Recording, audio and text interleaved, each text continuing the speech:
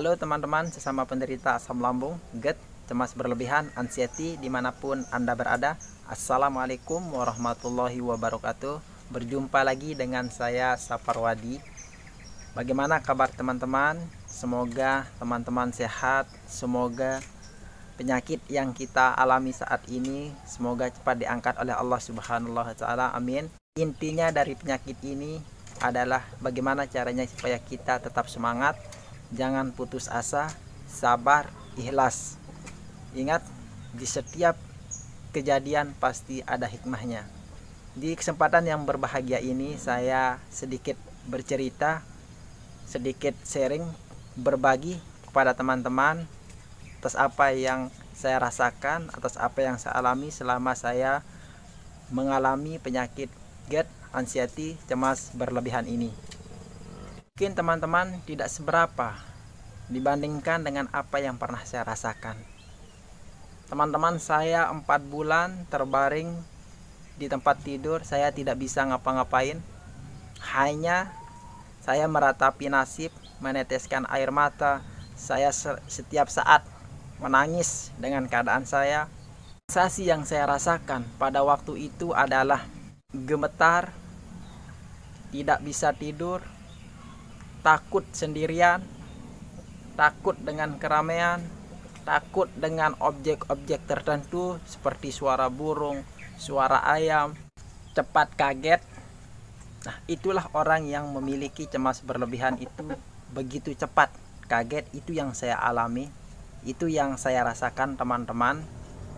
Ketika kita mendengar suara burung, nah, kenapa orang yang memiliki cemas berlebihan atau anxiety ini sering mengait-ngaitkan dengan kejadian seperti di saat kita mendengar burung gagak, pasti kita berpikir di dalam otak kita bahwa itu kita kaitkan dengan ajal kita, seolah-olah setiap saat kita dihantui oleh kematian.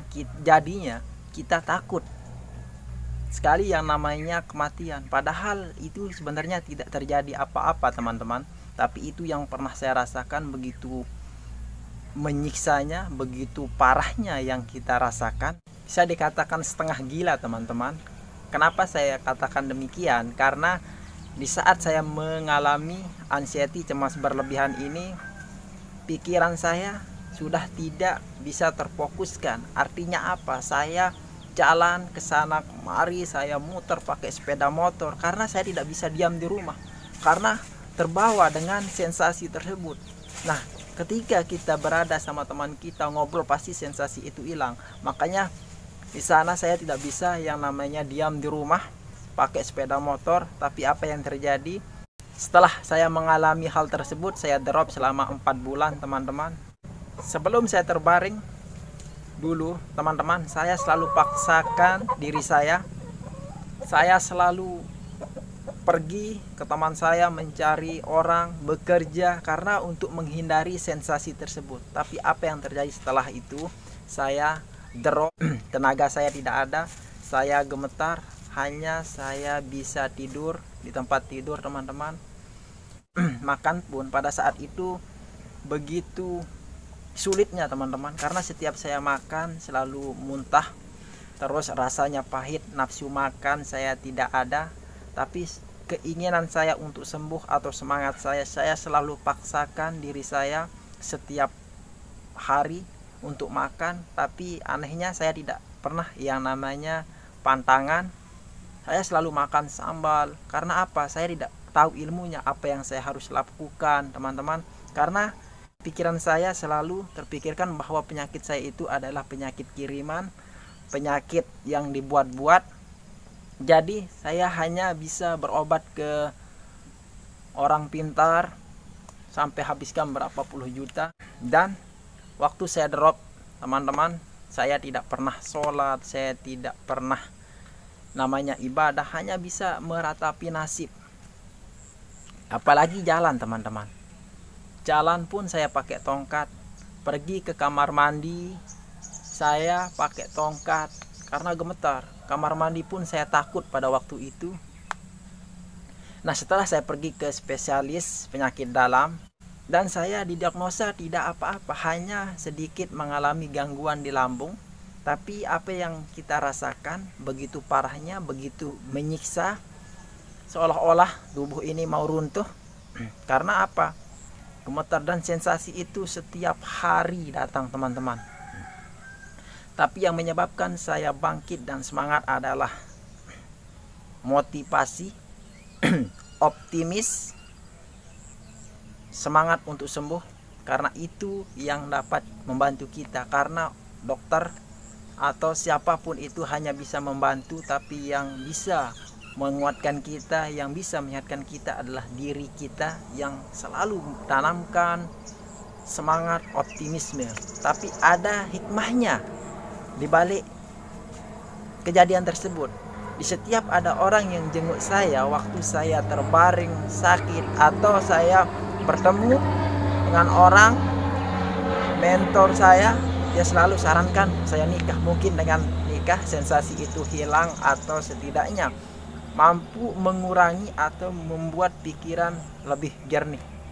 Nah, akhirnya saya ikuti sarannya dan saya nikah, teman-teman. Selama 1 tahun saya mengalami gut anxiety, saya nikah. Nah, mungkin Allah memberikan saya kesempatan. Akhirnya saya betul-betul menikah. Tapi waktu itu saya minum obat gemuk supaya kelihatan gemuk, supaya kelihatan agak lebih sehat, teman-teman. Alhamdulillah saya bisa. Tapi apa yang terjadi setelah saya menikah, mungkin efek daripada capek atau apalah pada waktu itu, sensasi dan asam lambung itu hadir lagi. Nah, di sana saya tambah parah perasaan saya. Tapi saya sudah tahu apa yang saya harus lakukan. Saya sudah tahu ilmunya, bagaimana cara mengatasinya. Nah, intinya teman-teman, jikalau teman-teman sudah tahu ilmunya, bagaimana cara mengatasinya, apa yang harus dilakukan, insya Allah jangankan 2-3 bulan, 1 bulan pun teman-teman bisa mengatasinya. Karena apa? Ini bagaimana caranya supaya sensasi-sensasi itu bisa setidaknya sedikit demi sedikit akan berkurang. Tapi yang paling perlu diperhatikan untuk teman-teman adalah tanamkan rasa optimis, rasa semangat, jangan putus asa. Selalu tanamkan di alam bawah sadar teman-teman, saya baik-baik saja, saya bisa. Mungkin teman-teman merasakan saat ini tidak sebanding mungkin dengan apa yang pernah saya rasakan, karena waktu itu saya kurus, kering, lemas, pucat, teman-teman. Karena malamnya saya tidak bisa tidur, suhu tubuh saya dingin, tangan saya kering, keluar air, kaki saya keluar air, keringat, teman-teman. Tapi saya tidak pernah yang namanya putus asa. Selalu saya semangat untuk bisa keluar dari penyakit ini.